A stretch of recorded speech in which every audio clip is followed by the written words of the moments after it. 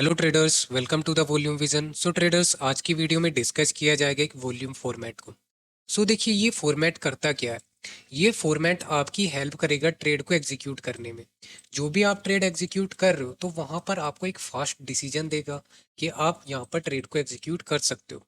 एक fastly decision के लिए ही इस फॉर्मेट का यूज किया जा रहा है। देखिए, कोई ये स्ट्रेटेजी नहीं है, कोई स्ट्रेटेजी नहीं है, बट इस फॉर्मेट को एज ए स्ट्रेटेजी भी यूज आप कर सकते हो अगर आपको ये फॉर्मेट कहीं पर भी मिलता है। और वॉल्यूम फॉर्मेट की सबसे ज्यादा इंपॉर्टेंट चीज होती है कि आप इसको डेली टाइम फ्रेम पर भी, ठीक है, ये और इंट्राडे बेसिस पर दोनों पर ट्रेड को एग्जीक्यूट कर सकते हो। आपको बेस्ट रिजल्ट वहां पर देखने के लिए मिल जाएगा। अब यहाँ पर होता क्या है, देखिए, फॉर्मेट को अगर समझना है उससे पहले उसकी साइकोलॉजी को समझना मोस्ट इम्पोर्टेंट है। क्योंकि देखिए, सिर्फ फॉर्मेट को समझ लेना तो सेटअप की यहाँ पर ट्रेड एग्जीक्यूशन में आपको कॉन्फिडेंस नहीं आएगा कि जो भी हम लोग ट्रेड एग्जीक्यूट कर रहे हैं तो उसमें कैसे कॉन्फिडेंस आए। ठीक है, तो फॉर्मेट की साइकोलॉजी को भी समझा जाए। ठीक है, काफी लोग देखिए होता है कि फॉर्मेट आपको बता देंगे, ठीक है, पर सिर्फ फॉर्मेट देख के ट्रेड एग्जीक्यूट करना, ठीक है, आपको खुद से वहां पर कॉन्फिडेंस नहीं आएगा और आपको बेटर रिजल्ट भी नहीं मिलेंगे।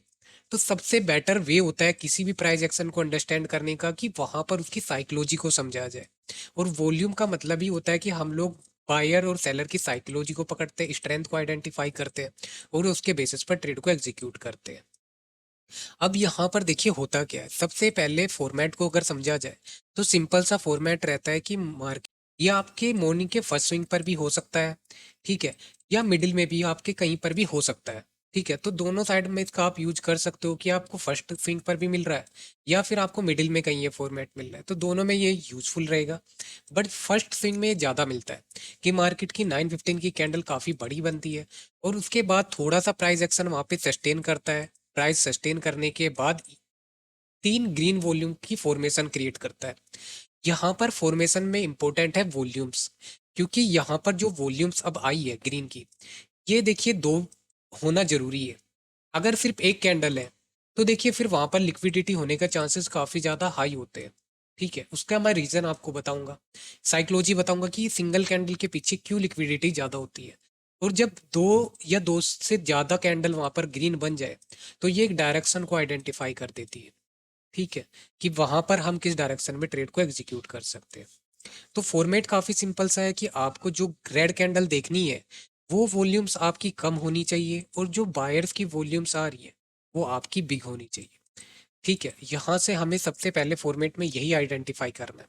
और प्राइस हमारा एक रेंज में होना चाहिए, ये भी इंपॉर्टेंट है। ठीक है, प्राइस हमारा एक रेंज के अंदर होना चाहिए, इस रेड कैंडल के रेंज के अंदर होना चाहिए।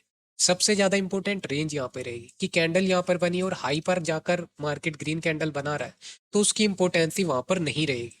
तो देखिए, अब करना क्या है यहाँ पर कि फॉर्मेट आपने देख लिया, अब उसके पीछे इसकी साइकोलॉजी को देखा जाए। साइकोलॉजी होता यह है कि मार्केट में एक अच्छी रेड कैंडल फॉर्म होती है जिससे मार्केट को गिराने की कोशिश की जाती है। अब अगर इतनी अच्छी कैंडल वहां पर बनी है और वॉल्यूम भी ठीक ठाक आई है, क्योंकि ये कैंडल तो देखिए बाद में बनी है, तब सबसे पहले तो हम इस कैंडल को ही ऑब्जर्व करेंगे। तो इस कैंडल के अकॉर्डिंग देखा जाए तो ये कैंडल और वॉल्यूम्स काफी अच्छी वॉल्यूम्स भी आई और कैंडल भी एक अच्छी खासी कैंडल बनी है, यानी कि मार्केट में प्राइस को गिराने की कोशिश की गई है। अब यहाँ पर होता क्या है कि जैसे अगर गिराने की कोशिश की गई है तो सस्टेनेबिलिटी के बाद मार्केट को वहां से फॉल हो जाना चाहिए, क्योंकि वॉल्यूम्स की कंफर्मेशन आई है। और अगेन जब मार्केट सस्टेन होकर ब्रेकआउट दे रहा है तब भी वॉल्यूम का इंक्रीमेंट वहां पर होना चाहिए, वॉल्यूम्स इंक्रीज होनी चाहिए सेलर्स की। ठीक है, सेलर्स की वहां पर इंक्रीज होनी चाहिए। बट यहाँ पर होता क्या है, अपोजिट होता है। यहाँ पर मार्केट में सबसे पहले एक ग्रीन कैंडल फॉर्म होती है, इस कैंडल में जो वॉल्यूम्स होती है वो सेलर से भी ज्यादा होती है। बट इंपॉर्टेंट ये है कि यहाँ पर एक प्रेशर क्रिएट होता है कि बायर काफी हाई वॉल्यूम के साथ ट्रेड को एग्जीक्यूट तो करते हैं, बट सेलर का प्रेशर इतना हाई रहता है कि मार्केट ऊपर ही नहीं जा पाता और कैंडल काफी छोटी बन जाती है। ये फॉर्मेट भी मैंने आपको समझाया हुआ, एक अलग से वीडियो भी इसके ऊपर मैंने बनाई हुई है। उसकी साइकोलॉजी को समझना मोस्ट इंपॉर्टेंट है और वो वहां पर कैसे लिक्विडिटी क्रिएट करके एक बड़ा मोमेंटम क्रिएट करता है। तो काफी अच्छा फॉर्मेट मैंने आपके साथ वीडियोस में शेयर किया हुआ, उसको आप जाके देख सकते हो। अब इस फॉर्मेट में क्या होता है कि यहाँ पर बायर ने ट्राई किया, अगेन फिर से बायर ट्राई करते हैं हाई वॉल्यूम के साथ और वॉल्यूम का इंक्रीमेंट भी देखने के लिए मिलता है। और तीसरी बार, दो बार हमारे लिए नेसेसरी है कि दो बार होना जरूरी है।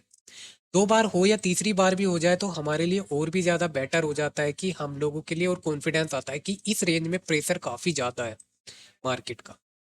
ठीक है, मार्केट का ये रेंज जो क्रिएट हो रही है, इसके अंदर जो प्रेशर क्रिएट हो रहा है वो काफ़ी ज़्यादा ही है। तो इससे इजी हो जाता है कि मार्केट अगर किसी भी डायरेक्शन में ट्रेड एग्जीक्यूट करना है, तो जिधर भी मार्केट ब्रेकआउट करेगा वहां से मार्केट अच्छा मोमेंटम करेगा।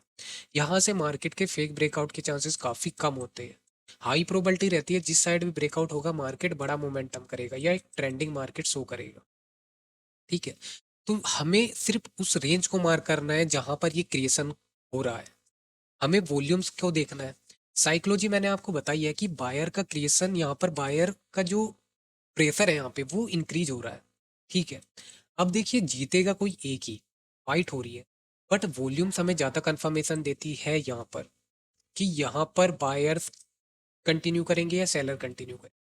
क्योंकि बायर्स की वॉल्यूम इंक्रीज हो रही है, तो हाई प्रोबेबिलिटी तो बाइंग साइड की ट्रेड एग्जीक्यूशन के लिए ही होता है।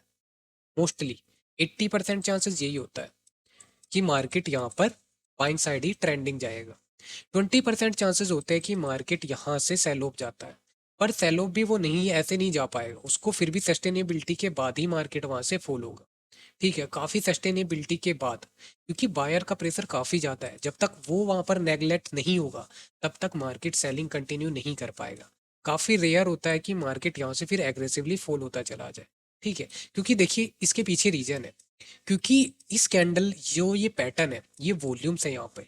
तो ये जो वॉल्यूम बनी है सिर्फ इसमें बायर तो होंगे नहीं, यहाँ पर बायर और सेलर दोनों रहे होंगे।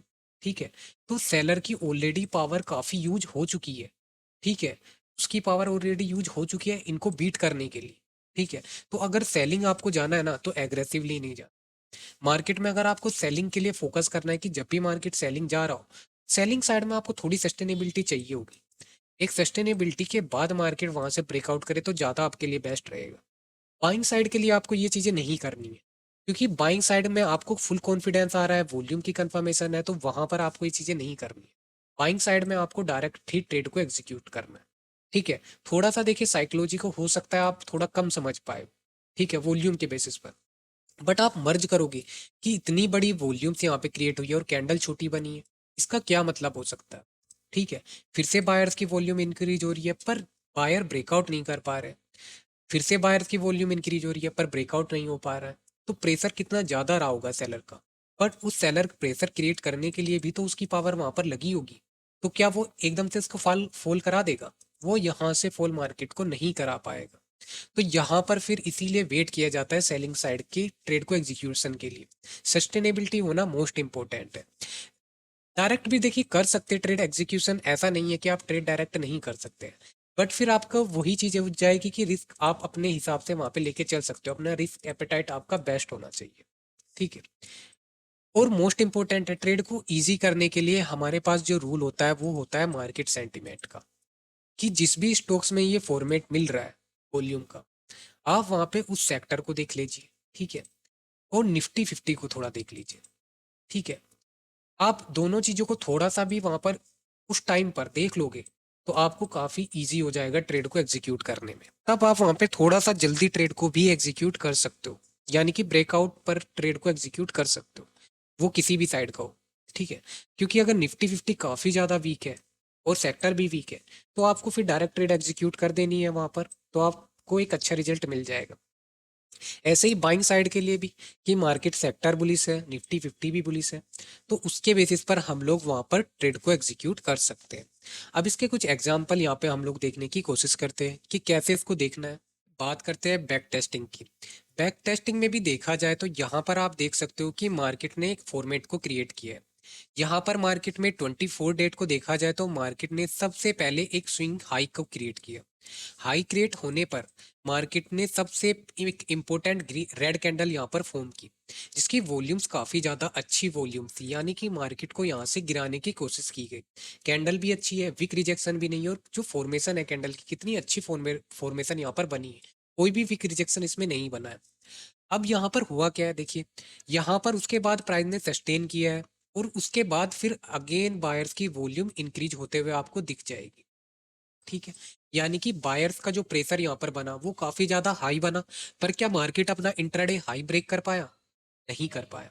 मार्केट यहाँ से क्या कर रहा है, अपना इंट्राडे लो ब्रेक कर रहा है। तो अब क्या हम लोग डायरेक्ट ट्रेड को एग्जीक्यूट कर देंगे कि लो ब्रेक कर रहा है तो एंट्री को एग्जीक्यूट कर दिया जाए? आपको यहाँ पर वेट करना है, क्योंकि सेलिंग साइड मैंने आपको क्या बताया था, सस्टेनेबिलिटी। और देखिए डेली टाइम फ्रेम पर भी आपके अगर लेवल इंपॉर्टेंट है तो उसको भी आप वहाँ पे मार्क करिए। जैसे कि देखिए ये लेवल, ये डेली टाइम फ्रेम पर भी काफ़ी अच्छी एक लेवल थी जहाँ से मार्केट ने बार बार सपोर्ट लिया था।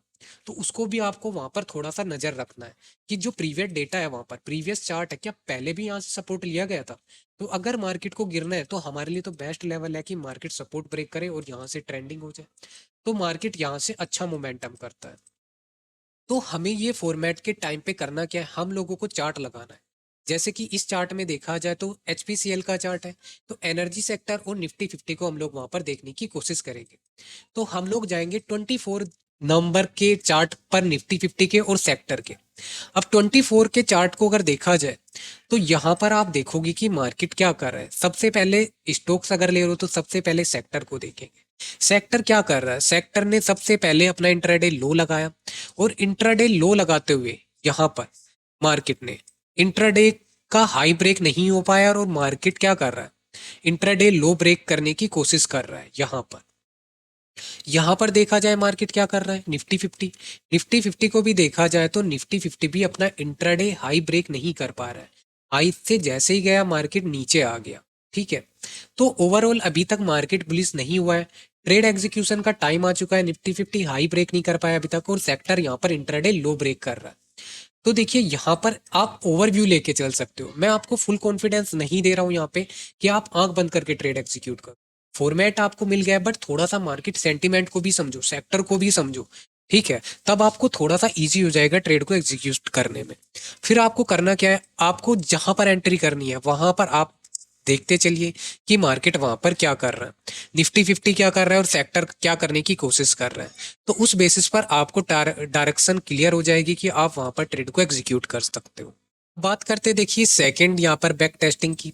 यहाँ पर मार्केट एक ट्रेंडिंग मार्केट हुआ है। तो जैसे कि डेली टाइम फ्रेम पर बताया गया कि डेली टाइम फ्रेम पर भी आपकी मार्किंग होनी चाहिए, एक इंपॉर्टेंट मार्किंग होनी चाहिए। कहाँ पर आप ट्रेड को एग्जीक्यूट कर रहे हो तो आपको रिस्क उसी हिसाब से फिर मैनेज भी करना है। जैसे कि इसमें एंट्री को एग्जीक्यूट करना था, उसमें देखिए फॉर्मेट काफी ज्यादा बड़ा बन चुका था। इसमें भी अगर आप फॉर्मेट को सिर्फ देखोगे तो आप इतना बड़ा एसएल फिर लेके नहीं चल पाओगे। ठीक है, काफी ज्यादा बड़ा एसएल है यहाँ पर भी। देखा जाए 1% से भी 1.5% तक का यहाँ पर एसएल मिल रहा है, तो इतना बड़ा एसएल तो आप नहीं रखोगे। ठीक है, आपको क्या करना है, छोटे एसएल लेके चलना है। उसी की एक रेंज आपको मार्क करनी है, जो फॉर्मेट बना है वहां पर उस ग्रीन कैंडल का। एक अच्छी ग्रीन कैंडल को मार्क करिए जो एक मदर कैंडल बनी हो, क्योंकि मदर कैंडल को ट्रेड करना थोड़ा सा इजी हो जाता है, ट्रेड एग्जीक्यूशन और एसएल काफी छोटा मिलता है और बेस्ट आरआर वहां पर मिलता है। तो जैसे कि देखिए यहाँ पर एक मदर कैंडल की फॉर्मेशन पर ये फॉर्मेट मिला है, सेम फॉर्मेट है। वॉल्यूम्स यहाँ पर सेलर्स की अच्छी आई है, बट जो बायर्स की वॉल्यूम आई है वो ग्रेजुअली इंक्रीजिंग ऑर्डर में और काफी हाई वॉल्यूम्स आई है, बट प्राइस अभी तक ब्रेकआउट नहीं कर पाया। अब फिर उसी पे क्या करना है, अब क्या आंख बंद करके ट्रेड एग्जीक्यूट नहीं करना है, फिर भी आपको थोड़ा सा मार्केट सेंटीमेंट को देखना पड़ेगा, सेक्टर को देखना पड़ेगा। तो यहाँ पर आप फिर जाओगे सेक्टर पर और निफ्टी 50 पर। अब बात करते देखिए 26 नवंबर की। 26 नवंबर पे हुआ क्या, निफ्टी 50 हो रहा था ट्रेंडिंग यहाँ पर। और ऑटो सेक्टर को देखा जाए तो ऑटो सेक्टर, क्योंकि सेक्टर को देखना मोस्ट इंपॉर्टेंट है, निफ्टी 50 अपना करता रहेगा बट सेक्टर क्या कर रहे हैं उसकी इंपॉर्टेंस ही ज्यादा रहेगी। हमें क्या देखना है, सबसे पहले इंट्राडे हाई यानी कि 915 का हाई जो है मार्केट ने वो ब्रेक कर दिया, बट स्टॉक अभी तक नहीं कर पाया। सेक्टर बुलिश है, निफ्टी 50 बुलिश है। ठीक है, अगेन मार्केट क्या कर रहा है, जो भी इंट्राडे हाई मार्केट लगा रहा है उसको मार्केट सस्टेनेबिलिटी के साथ फिर से ब्रेकआउट करते हुए नजर आ रहा है। ठीक है, तो एक ओवरव्यू आपको यहाँ पे मिल गया कि सेक्टर भी इंट्राडे हाई ब्रेक कर चुका है यानी कि वो बुलिश है। निफ्टी 50 भी अपना इंट्राडे हाई ब्रेक करके बुलिश मोमेंटम कर रहा है। तो हमारा व्यू रहेगा सिर्फ और सिर्फ बाइंग ट्रेड का। तो यहाँ पर हमको हाईली कॉन्फिडेंस होकर ट्रेड को एग्जीक्यूट कर देना है। थोड़ा सा हम लोग अर्ली एंट्री करेंगे, उसमें देखिए हम लोग रेंज का जब तक ब्रेकआउट नहीं होगा और सस्टेनेबिलिटी नहीं होगी, सेलिंग साइड ट्रेड एग्जीक्यूट नहीं करेंगे। क्योंकि उसके पीछे मैंने साइकोलॉजी बताई है वहां पर कि सेलर का भी वहां पर स्ट्रेंथ आई है, तो सेलर की प्रेशर वहां पर जो बना है उसको भी काफी ज्यादा ताकत लगी होगी इन बायर को रोकने के लिए। ठीक है, तो एग्रेसिव नहीं जाना है selling side, but buying side आप एग्जीक्यूट डायरेक्टली कर सकते हो क्योंकि वॉल्यूम्स की हाईली कंफर्मेशन है। वॉल्यूम्स आ गई तो यहाँ पर जैसे ही ब्रेकआउट होगा आपको एंट्री को एग्जीक्यूट करना है। देखिए काफी छोटा ऐसा लाभ को मिलता है, और ऐसे जाता है तो देखिए चला जाए, ठीक है।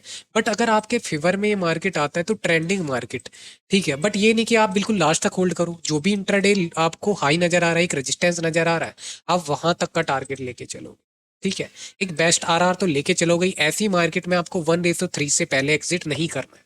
जब 1:3 मिल जाएगा तब आप वहां पर 80% को बुक कर सकते हो, ठीक है। मोस्ट इंपॉर्टेंट है फॉर्मेट को आप देखिए। तो फॉर्मेट कर क्या रहा है? फॉर्मेट आपको कोई भी अलग कंफर्मेशन नहीं दे रहा है। फॉर्मेट सिर्फ और सिर्फ आपको ट्रेड एग्जीक्यूशन को थोड़ा सा इजी कर दे रहा है। वॉल्यूम से कुछ इसी तरीके के फॉर्मेट्स हमारे पास काफी ज्यादा है, ठीक है, जो डायरेक्शन को इजी कर देते हैं, ट्रेड एग्जीक्यूशन को इजी कर देते हैं। काफी पैटर्न मैंने आपको पढ़ाए हैं।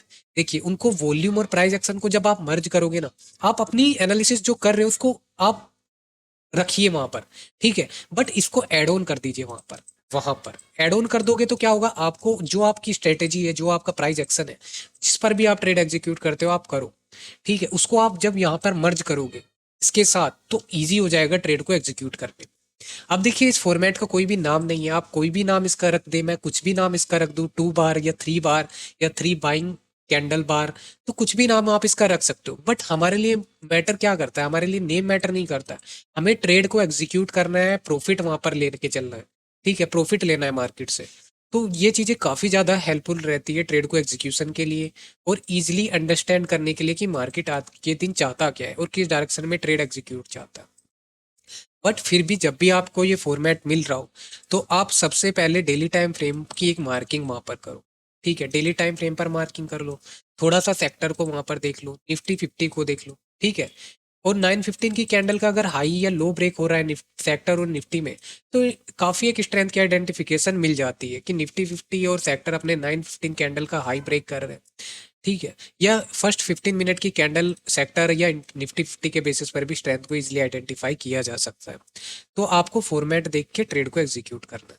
तो देखिए छोटी सी वीडियो थी, सिंपल सी वीडियो थी, बट काफी ज्यादा हेल्पफुल रहेगी आपकी साइकोलॉजी और प्राइस एक्शन और ट्रेड को एग्जीक्यूट करने के लिए। So thank you so much traders watching this video, thank you so much.